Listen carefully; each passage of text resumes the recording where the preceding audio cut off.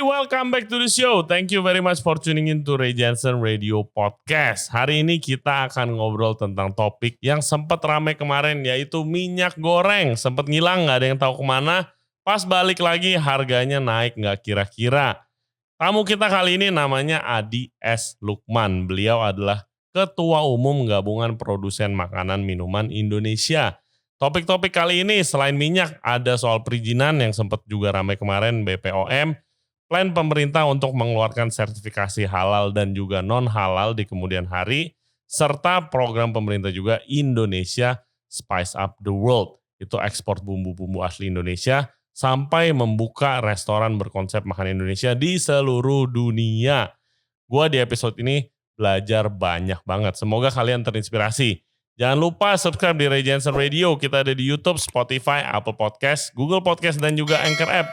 Instagram kita Ray Jensen Radio. Bisa ke sana untuk further updates. Oke, without further ado, please welcome Bapak Adi S. Lukman. Enjoy the show.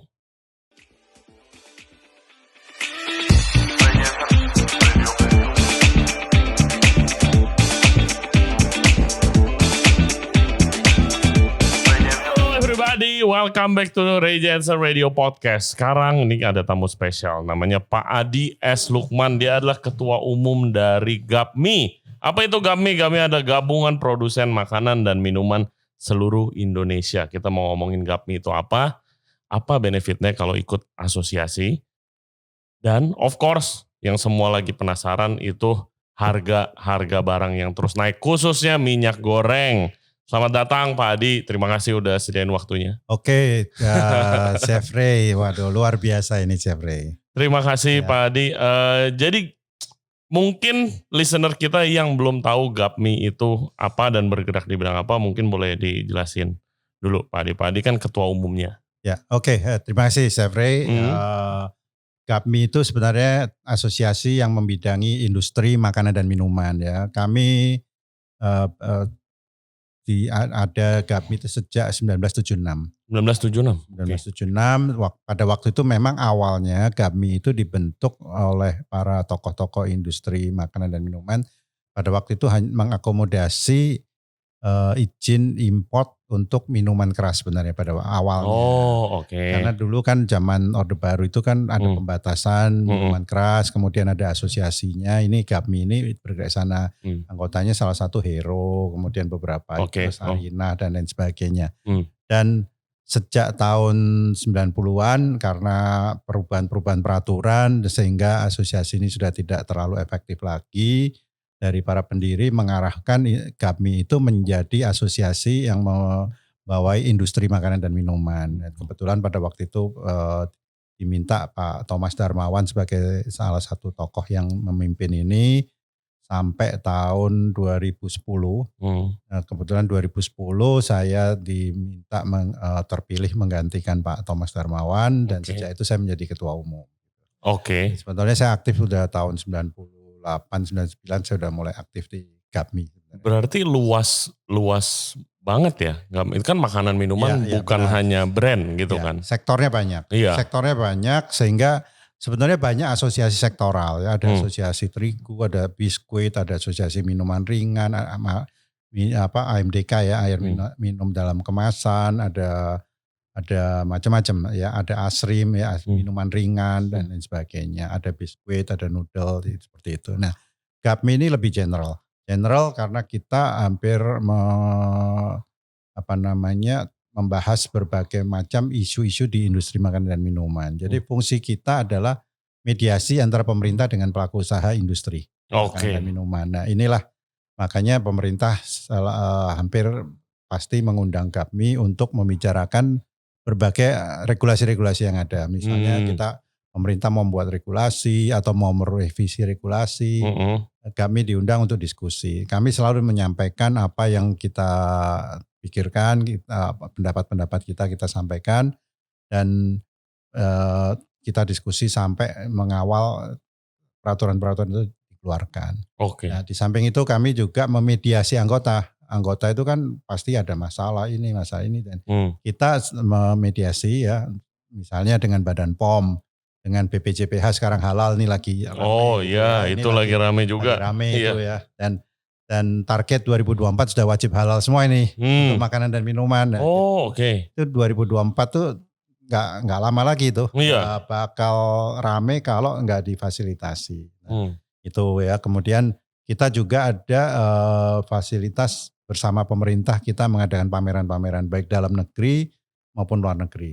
Dan sering pemerintah itu minta kami untuk mengisi pameran-pameran itu dan kita membawa anggota untuk pameran bergantian itu di luar negeri maupun dalam negeri. Nah, terakhir yang paling big project dari pemerintah itu kami punya tugas untuk ISUTW, Indonesia Spice Up the World. Yes, itu udah sering ngomongin di podcast ini tuh Pak. Jadi ini kita ditargetkan oleh pemerintah untuk mendorong peningkatan ekspor bumbu dan rempah kita dari 1 miliar US dollar menjadi 2 miliar US dollar tahun 2024. Wow, Dua kali lipat selama katakan 3 tahun ini ya.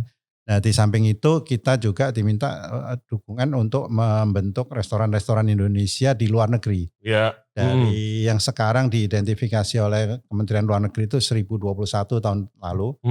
Ditargetkan menjadi 4.000 restoran tahun 2024. Waduh. Nah itu diharapkan semua akan memakai bumbu dan rempah Indonesia sebagai mendorong untuk ekspor kita, yang mendorong untuk mendorong pencapaian 2 miliar US dollar itu. Iya, teman saya udah ada yang ikut satu tuh Pak programnya, udah buka di New York. Di New York ya, yes, kita tahu kita selalu ada laporan dan itu selalu didorong. Sekarang semua KBRI diwajibkan. Dan nanti pada 17 Agustus tahun ini ya, itu program rendang ya.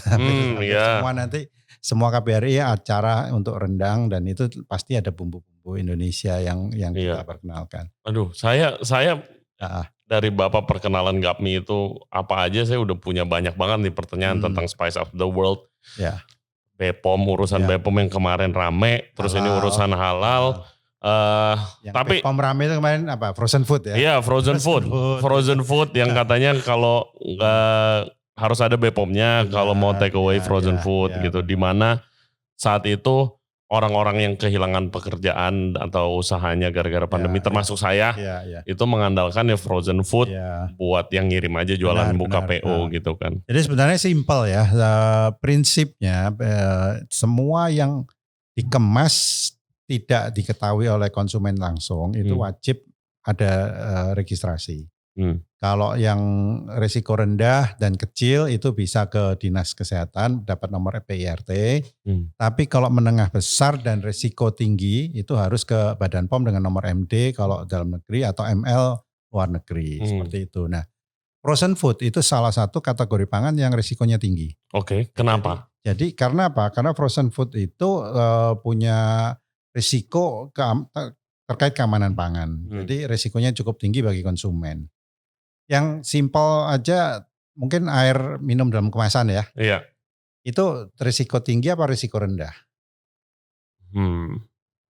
Apa takut saja apa? Orang awam pasti bilang itu risiko rendah. Iya, air, kayaknya kan? iya air nggak kenapa-napa gitu. Ternyata AMDK itu risiko tinggi. Karena apa? Karena dikonsumsi cukup banyak. Ya, exposure konsumsi oleh konsumen itu cukup tinggi. Ya. Nah, kalau AMDK itu ada zat yang tidak diperkenankan berbahaya, ada logam beratnya, ada mikrobanya dan lain sebagainya, tentunya itu akan exposure ke tubuh dan terkait dengan food safety atau keamanan pangan itu termasuk salah satu yang risiko tinggi. Sehingga AMDK itu wajib didaftarkan di MD Badan POM, tidak boleh di PIRT. Selain itu juga karena SNI wajib. Dia harus ada SNI wajibnya dan harus memenuhi parameter-parameter dari SNI wajib sehingga dia wajib di Badan POM, tidak boleh di PIRT, seperti itu. Banyak banget pasti dari listener kita juga yang nggak tahu tuh peraturannya, benar. Gitu kan. Emangnya ada gak sih Pak kayak satu platform entah itu website atau apa mungkin dari GAPMI yang menjelaskan itu semua gitu loh? Ada, jadi GAPMI ada websitenya gapmi.or.id ya. Ya, sebenarnya kami juga punya pusat konsultasi anggota. Jadi bagi anggota GAPMI itu free untuk berkonsultasi. Kami ada ketuanya. Kebetulan memang mantan dari Badan POM juga, pejabat di Badan POM menjadi ketuanya. Dan ini sangat bermanfaat karena banyak sekali anggota-anggota yang sebelumnya misalnya untuk mendaftar ke Badan POM aja tidak tahu caranya misalnya. Kita coaching, kita ada coaching klinik, kemudian kita jelaskan bagaimana caranya. Termasuk misalnya untuk perizinan berusaha ya yang sekarang lagi rame OSS, NIB dan lain sebagainya.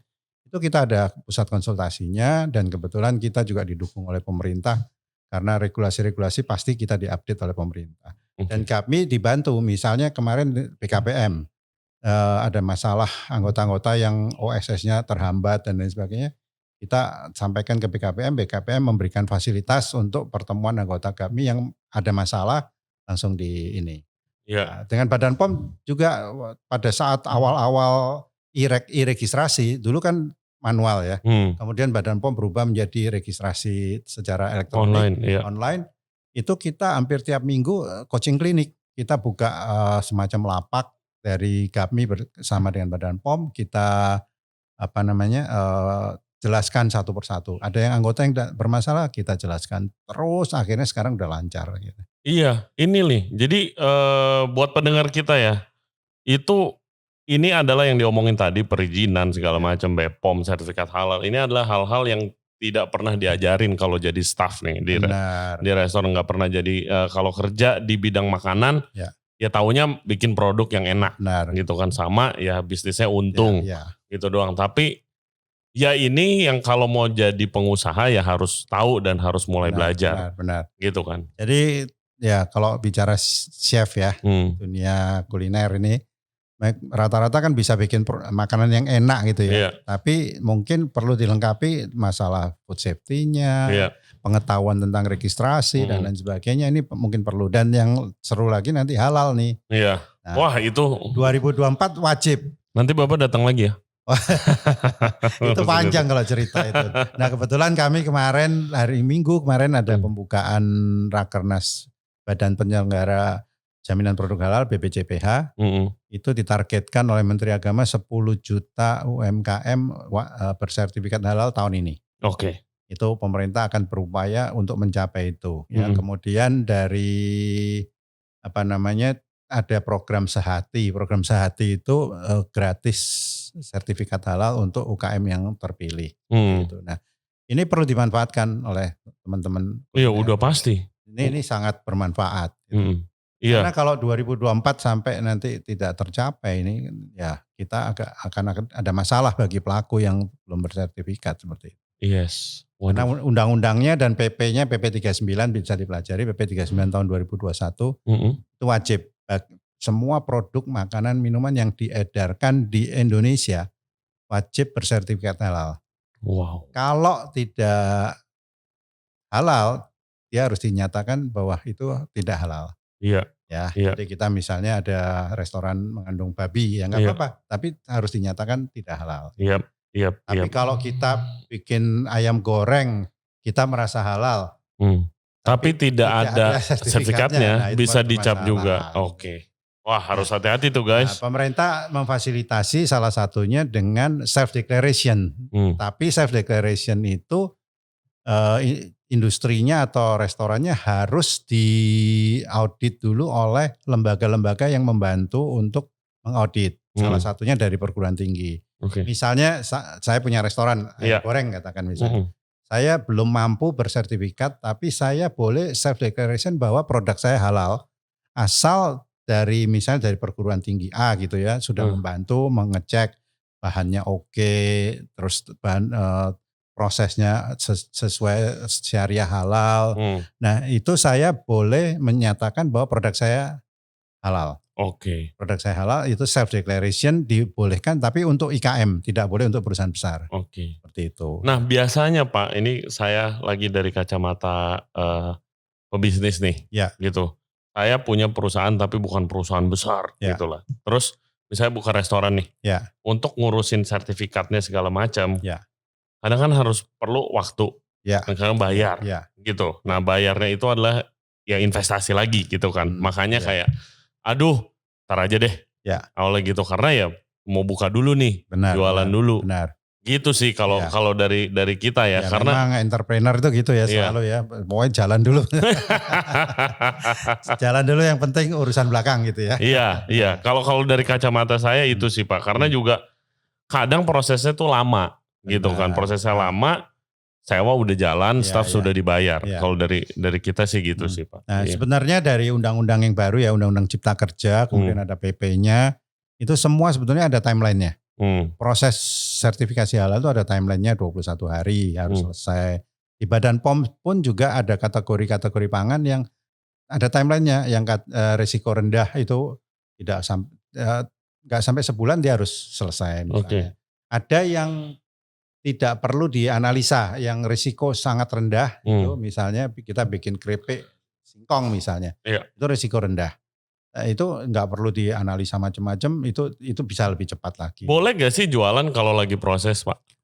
Ada gak buktiin ini kita lagi ngurusin kok gitu? Tapi nggak boleh. Nggak boleh guys. Nggak boleh. Jadi itu. Nah, cuma ada ketentuan di Badan POM, produk yang disajikan di hadapan konsumen, dikemas di hadapan konsumen itu tidak perlu izin. Dikemas di hadapan konsumen. Jadi misalnya kita bikin ayam goreng gitu ya. Ini simpelnya, kita bikin ayam goreng, kemudian konsumen datang, kita sajikan take away. Itu nggak perlu registrasi MD, PRT nggak perlu. Tapi kalau kita bikin industri frozen, ayam goreng atau mau di frozen, mau digoreng, kemudian kita kemas, kemudian kita taruh di toko. Nah, itu wajib registrasi. Nah, bisa bedakan ya, itu simpelnya seperti itu. Bisa bedakan, bisa. Itu wajib mencantumkan tanggal kadaluarsanya, wajib mencantumkan isinya apa, nomor MD-nya atau nomor PIRT-nya berapa, komposisinya apa, nama produknya apa, itu semua ada kewajiban yang harus dicantumkan.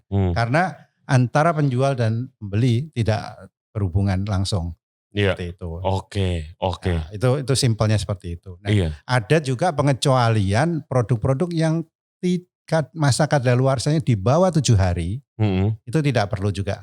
Sebetulnya roti bakery itu sebetulnya tidak perlu mencantumkan, tapi industri besar lebih senang mencantumkan nomor registrasinya. Seperti misalnya beberapa industri yang besar itu, dia kan sebetulnya kadaluarsa rotinya cuma 5 hari ya. Sebetulnya secara ketentuan dia tidak perlu registrasi, tapi karena mereka lebih ingin memberikan kepuasan konsumen, supaya yakin, mereka tetap registrasi ada nomor MD-nya dan. Kalau misalnya Pak toko kue Pak? Nggak perlu kalau dia di bawah 7 hari. Gitu. Karena di bawah 7 hari itu ya. Tapi kalau frozen food kemarin yang rame itu memang itu kan tahan lama itu. Ditulis misalnya sampai kadaluarsanya sampai 3 bulan atau 6 bulan, nah itu wajib seperti itu. Wah, menarik banget nih. Ya, saya belajar banyak banget. Iya. Saya aja banyak nggak tahu apa-apa gitu. Pak Adi, saya mau nanya juga soal minyak goreng nih. Yang lagi rame nih. Lagi hot-hotnya ya. Iya, berarti. Tapi sekarang sudah banyak yang tumpah di jalan. Saya lihat berarti kalau dari cerita Pak Adi, ya setiap tahun ada aja yang lagi rame ya. Iya benar. Makanan. Jadi Indonesia ini memang unik ya. Komoditi yang semakin diurus oleh pemerintah semakin rame. Gitu ya. Nah kalau minyak goreng sendiri, dari kacamata Bapak kan Bapak pasti pengamat dengan detail gitu kan. Kita mah cuma tahu kenapa harganya naik, kenapa nggak tahu. Ada yang bilang karena ini, karena itu. Kalau dari kacamata Bapak, gimana kronologinya sampai bisa naiknya berkali-kali lipat? Jadi sebenarnya hampir semua komoditi pangan tahun lalu itu naiknya luar biasa. Ya kalau laporan FAO menyatakan rata-rata komoditi pangan tuh tahun 2021 itu kenaikannya 33%. Apa yang termasuk? Tapi untuk minyak nabati seluruh dunia itu naiknya lebih dari 60%. Sebetulnya sudah cukup lama kenaikan ini. Dan tahun lalu pun juga sudah naik, sudah tenang-tenang, tidak ada masalah. Dan CPO ini kan komoditi dunia, ya komoditi dunia, harga ditentukan oleh pasar yang global, ada lelang dan lain sebagainya. Dan produsen itu sebetulnya kan mengikuti aja harga global, kemudian mereka ekspor dengan harga komersial dan lain sebagainya, itu cukup tinggi. CPO ini adalah crude palm oil, minyak sawit yang mentah. Ya, minyak sawit yang diekstrak mentah. Iya. Kemudian CPO ini kan diolah menjadi RBDPO dan lain sebagainya sampai minyak goreng. Iya. Ya, seperti itu. Nah, di Indonesia itu tidak semua pabrik minyak goreng punya CPO sendiri. Tidak semua punya kebun sendiri. Iya. Ya, jadi pabrik-pabrik aja dia ngambil. Ya. Jadi ada pabrik minyak goreng refinery ya, dengan merek tertentu mereka merefine CPO menjadi minyak goreng. CPO-nya kan harus dibeli secara komersial dengan harga mahal. Ya. Mau tidak mau dia harus jual harga mahal juga. Kalau enggak kan rugi kan, enggak mungkin perusahaan seperti itu. Nah, seperti itu. Nah, tapi ada perusahaan yang full dia ekspor. Ini ekstrim ya. Yang satu tidak punya CPO tapi melayani branded di luar dalam negeri. Yang satu ekstrim 100% ekspor CPO. Dia tidak punya industri dalam negeri untuk FMCG-nya, FMCG-nya. Nah, seperti itu. Nah, dua perusahaan ini karakternya kan beda 100% bertentangan gitu ya. Iya. Nah, pada waktu itu diatur oleh pemerintah karena ini minyak goreng cukup tinggi. Nah, diaturlah semua wajib jual harga 14.000 pada waktu itu. Nah, bagi industri yang tidak punya CPO disuruh jual 14.000 kan pasti mati. Dia belinya soalnya udah mahal. Iya, bahan bakunya mahal. Otomatis banyak yang tutup. Banyak yang tutup sehingga terjadilah kekosongan minyak goreng di dalam negeri. Nah, kemudian pemerintah merubah regulasi DMO, Domestic Market Obligation sama Domestic Price Obligation. Jadi perusahaan yang ekspor CPO dan turunannya itu wajib pertama 20%. Itu wajib dijual harga murah dengan ketentuan ada yang 9.000, CPO-nya 9.300 dan lain sebagainya. Sampai dihitung supaya bisa menjadi minyak goreng 14.000. 20% ini wajib di domestic market obligation. Jadi wajib untuk disisihkan. Ya. Nah, bagi eksportir menyisihkan 20% dipakai. Tapi bagi industri yang nggak punya ekspor, kan kesulitan juga, gitu. Nggak matching kan. Nah, ini pemerintah minta matching sendiri antara perusahaan yang tadi ekstrim A sama ekstrim kanan, ekstrim kiri ini, suruh matching sendiri, itu nggak ketemu. Iya, karena kan kalau misalnya harga bahannya aja sudah mahal, ya kan nggak bakal ketemu Pak. Kecuali kalau ada misalnya paling simpel saya mikirnya subsidi nih, gitu. Tapi mau sampai kapan? Kalau emang barangnya sudah mahal, gitu. Ya benar. Nah akhirnya karena nggak ketemu terus harga naik terus nggak bahkan kosong gitu ya. Saya dengar teman-teman yang restoran ada yang bikin bebek goreng, ada yang bikin tuh mereka cari minyak goreng susah. Hampir rebutan. Iya malah mereka bilang saya nggak apa-apa beli mahal yang penting saya bisa jualan ayam, jualan bebek dan lain sebagainya, jualan tahu tempe dan lain sebagainya nggak apa-apa gitu. Nah akhirnya pemerintah meningkatkan 20% jadi 30% DMO-nya. Tetap nggak jalan juga karena ini. Nah, akhirnya keputusan terakhir pemerintah menurut saya sangat bijak sekali. Pemerintah menetapkan bahwa ditetapkan bagi minyak goreng curah yang non-branded. Tidak ada brand yang curah. Yang curah itu yang non-brand itu yang akan diurus oleh pemerintah. Itu sebetulnya jumlahnya total kebutuhan minyak goreng itu kira-kira hampir 6 juta. Tepatnya 5,7, 5,8 juta kiloliter. Per? 5,7 liter ya. Oke. Setahun. Nah, kebutuhan untuk yang curah itu sekitar 2,4 juta. 2,4 juta ya, dan ini yang diatur oleh pemerintah akhirnya. Yang diatur pemerintah, tapi pemerintah memberikan subsidi ke CPO-nya untuk diolah di pabrik-pabrik minyak goreng, dibagi rata sesuai kapasitas, sesuai dengan kemampuannya. Dibagi oleh pemerintah untuk menyediakan sampai 2,4 sampai 2,7 2,4 sekitar 2,4 2,5 juta. Nah, inilah sekarang terjadi bahwa dan ini pemerintah memberi subsidi melalui BPDP sawit itu ke perusahaan-perusahaan yang mengolah ini. Nah, ini akhirnya jalan sekarang. Nah, bagi yang brand itu dibebaskan komersial. Sehingga ada harga di yang brand ada yang 20.000, ada yang 25.000, ada yang satu pack 2 liter 50.000, ada yang 48.000, bebas. Iya, tergantung brandnya. Pemerintah hanya mengontrol yang 14.000 ini yang untuk kebutuhan masyarakat bawah 2,4 juta. Nah, oke lah sekarang nih jalan dan sekarang tersedia semua kan, nggak ada restoran yang kesulitan kan sekarang. Sekarang sudah mulai mending ya. Ya udah oke lah. Udah oke. Sampai tadi agak ada berita itu yang meme-nya itu bahwa truk guling tuh. Truk minyak sawit guling. Nah itu jadi minyak goreng udah berhamburan di jalan. Kira-kira itulah. Nah member-member GAPMI kemarin sempat teriak-teriak. Sempat ada kesulitan. Karena apa? Karena industri kami pada saat mau order minyak goreng ke pabrik minyak goreng itu tidak boleh. Oleh pabrik minyak goreng ternyata harus registrasi. Karena pemerintah ingin tahu kan berapa kebutuhan industri, berapa ini, jadi harus registrasi. Tapi setelah registrasi oke dilayani. Cuma memang pada saat itu tidak jelas. Industri makanan minuman pemakai, user, ini kan beli harga komersial, harga mahal, harga normal. Tapi CPO-nya dari mana kan nggak tahu pada waktu pengaturan DMO ini kan. Nah, ada yang pabrik minyak goreng pakai CPO DMO, ada yang enggak dan lain sebagainya, kan bagi industri user kan nggak tahu kondisi. Nggak tahu. Nah ini yang ada sedikit masalah gitu. Nah, tapi sekarang dengan peraturan yang baru, saya kira ini sangat bijak sekali pemerintah. Akhirnya clear, kita tidak ada hambatan lagi sekarang. Oke. Wah mantap. Gimana Pak kalau untuk listener kita mau jadi member misalnya, mau join GAPMI? Saya kira silahkan aja hubungin di email kami ya, gapmi@cpn.net.id ya. Silahkan aja email dan kita akan layani anggota-anggota sebaik mungkin ya. Karena memang di GAPMI cukup banyak informasi dan hampir tiap hari itu kita pasti diundang oleh pemerintah ya. Undangan ke GAPMI itu cukup banyak dan regulasi-regulasi kita update semua bagi anggota. Kemudian ada pusat konsultasi juga, bagi yang kesulitan kita akan layani juga. Ada biayanya Pak kalau mau join GAPMI? Tentu ada biaya, kita asosiasi cukup banyak biaya-biaya yang harus kita keluarkan untuk kita misalnya suka bikin kajian juga ya. Kajian itu dibantu oleh perguruan tinggi, oleh lembaga-lembaga untuk membuat kajian-kajian. Karena kita butuh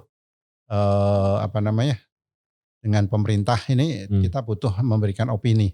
Memberikan opini tentunya harus scientific base ya. Harus ada datanya dan lain sebagainya. Seperti itu. Kita juga dalam misalnya kemarin mendukung MotoGP kemarin ya. Nah, Mandalika. Kita berikan itu souvenir buat seluruh racer. Seluruh racer dan pesertanya itu kita siapkan kemarin 2.500 souvenir berisi bumbu dan rempah Indonesia. Termasuk dalam program Spice of the World itu ya. Nah, itu makanya kemarin kan rame itu. Dan di MotoGP di Dorna ya, CEO-nya Dorna bilang ini the first time racer dapat souvenir. Souvenirnya bumbu dan rempah Indonesia. Kira-kira gitu. Luar biasa. Ini kalau untuk program Spice of the World itu ya, saya dengar udah dari tahun lalu mungkin. Dari tahun lalu memang persiapan tuh hampir tiap seminggu bisa 2-3 kali meeting, koordinasi oleh Kemenko Marves ya, Kementerian Koordinasi Maritim dan Investasi, dan itu didukung oleh seluruh kementerian, perdagangan, perindustrian, pertanian, kesehatan, Kemenkop UKM, Badan POM, semua BPJPH semua mendukung. Dan Bappenas pun juga menganggarkan program ini melalui anggaran pemerintah juga. Dan GAPMI mendapat tugas kemarin itu mengkurasi UKM-UKM yang akan berpartisipasi. Ternyata produsen bumbu dan rempah Indonesia itu banyak sekali ya. Mulai dari bumbu pecel, bumbu rendang, bumbu soto segala macam. Ya udah gak kehitung lah tuh kalau. Banyak sekali dan kita kemarin kurasi pada tahun lalu kami kurasi ada 68 yang siap ekspor. Wow. 8 siap ekspor dan kita bawa kemarin ke World Dubai Expo di bulan November kemarin, diresmikan Presiden juga di sana di Dubai. Itu ada 17 perusahaan yang benar-benar excellent. Kita bawa ke sana sebagai insentif. Ke sana kita pamerkan di sana. Dan tahun ini kita kurasi lagi, pemerintah minta ditambah terus. Sekarang sudah ada 112 yang siap. Wow, ekspor. Very exciting sih Pak. Dan kita ikutkan juga di sekolah ekspor. Kita bekerjasama dengan Kadin, ada sekolah ekspor. Sekolah ekspor Kadin. Iya, karena kalau mau jadi barang ekspor ya harus ada lebih lagi regulasinya beda lagi gitu. Jadi harus belajar bagaimana administrasi ekspor, LC, keuangan, kemudian regulasi di negara tujuan, Betul. persiapan di sini harus bagaimana, kemasannya harus rapi, bagus dan lain sebagainya. Iya, semuanya ada standarnya sendiri. Nah, itu melalui sekolah ekspor. Oke. Di Kadin ada sekolah ekspor dan kebetulan didukung oleh Kemenkop UKM dan juga beberapa kementerian, perdagangan juga, perindustrian, dan ini cukup bagus. Dan ternyata ya banyak pelaku usaha daerah-daerah ini yang tadinya nggak tahu apa-apa, ternyata sudah ada yang sebagian bisa ekspor, lumayan gitu ya. Iya dong. Misalnya ada yang bisa ekspor dari Papua kemarin itu, ada ekspor dari produsen kopi misalnya.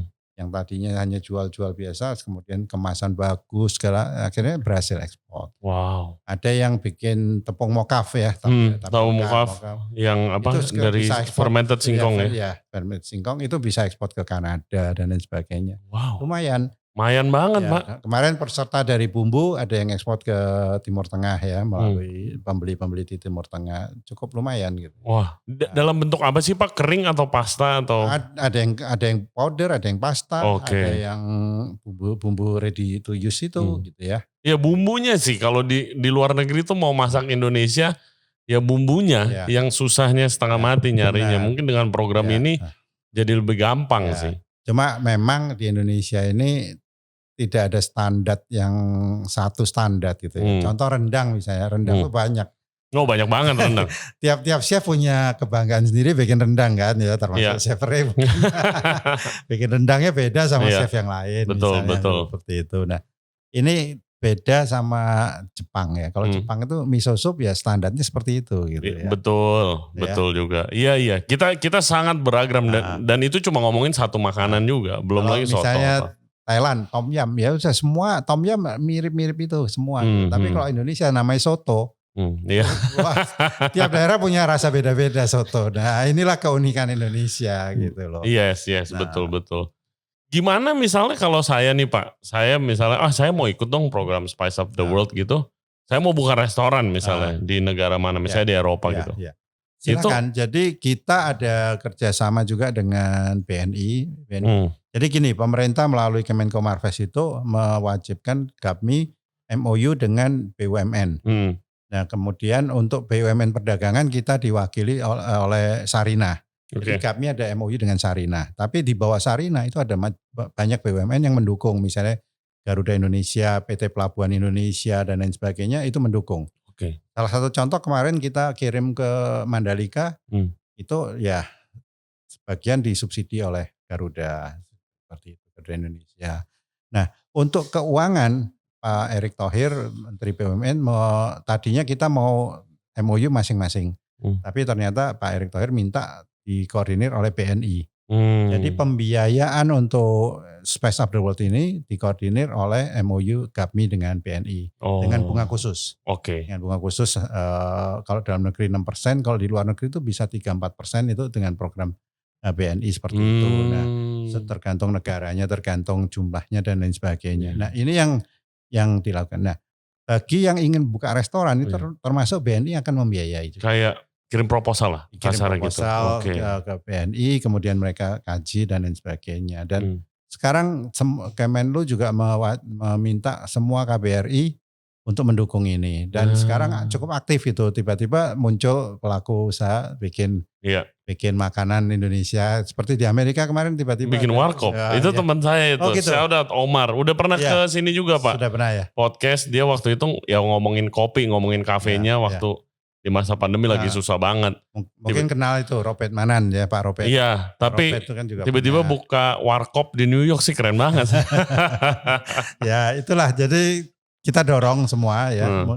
Target 4.000 harus tercapai. Amin.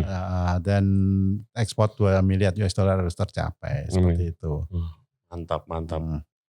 Wah guys tuh udah tahu caranya ya. Tapi bikin proposalnya yang bener ya. Jangan kirim apa aja ngerepotin. Nah BNI sudah 4 kali ini dengan kami memberikan coaching. Bekerja sama dengan Shopee juga. Ada Shopee, BNI, GAPMI mengumpulkan UKM-UKM yang ingin maju untuk ekspor. Kita coaching, kemudian kita berikan informasi segala macam. Dan mereka siap untuk membantu untuk coachingnya kalau misalnya kita sanggup. Wah mantap. Gitu. Mantap. Mudah-mudahan banyak yang tertarik. Yes. Silakan aja.